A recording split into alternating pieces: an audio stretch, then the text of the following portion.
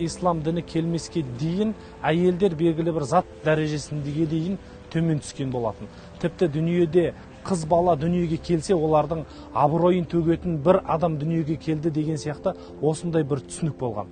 Ал исламның келуімен қыздарды не істеді? Қыздардың жалпы әйел қауымның дәрежесін жоғары көтерді. Шариғатта әйелдің деңгейін көтергенменен, бірақ ер адамға қарағанда сәл бір қадамға кішкене төмен тұрады. Ол біздің салт дәстүрімізде де бар. Бірақ осы аятқа сүйене отырып әйелдерді төмендетуге, немесе әйелдердің құқығына қол сұғуға ол шариғатымыз рұқсат бермейді. Ата-бабаларымыз қызды қыз еркем, қылығымен көркем деп еркелетіп өсірген ғой.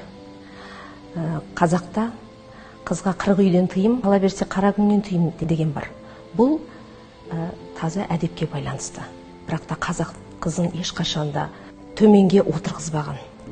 Қызын әрдайым төрге отырғызған. Сондай-ақ зейнеттерін толығыменен жапсын, бірақ өздігімен көрінетін жерлерін бөлек деді Аллах Тағала Құран кәрімде. Яғни өздігімен көрінетін бөлек жерлер дегенімізді ғұламаларымыз түсіндіреді. Мына қолым алақаны, екі аяғы, беті, жүзі дейді. Енді қарайтын болсақ, біздің жаңағы жалпы салт дәстүрімізге де, шариғатымызға да қайшы болған нәрсені жаңағы бір арабтың, яки болмаса ирандықтың, немесе басқа бір жаңағы күн ыстық жерлердің дәстүрін алып келіп, бұны шариғат деп тығып жатқаны дұрыс емес. Аллах Тағала қалай жапсаң, олай жап, әйтеуір ұятты жерің ашық болмаса болды деді. Бізден бұрынғы өткен кісілер қалай қолданды? Олар кимешек киді, ою бар, ең бастысы шашы көрінбейтін, омырауын толығымен алдымен жауып тұратын, өзіміздің дәстүрімізге, өзіміздің ақылағымызға, біздің салт дәстүрімізге, негізгі ұстанымдарымызға сай етіп шариғатты ұстанды. Балиғат жасқа толмаған қыз балаларды діни ағымдарға байланысты сол жолға түскен отбасылар орап жатады.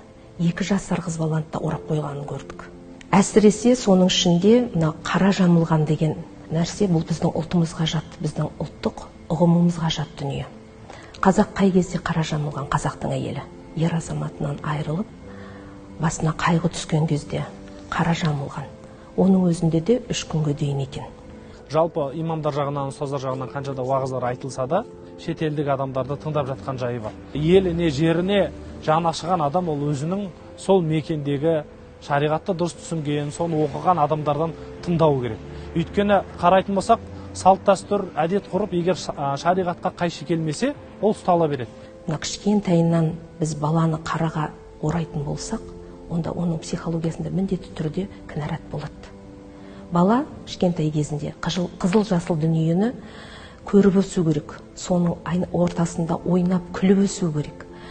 Ол дүниені сол бар бояуымен тануы керек. Тамырсыз гүл болмайды ғой.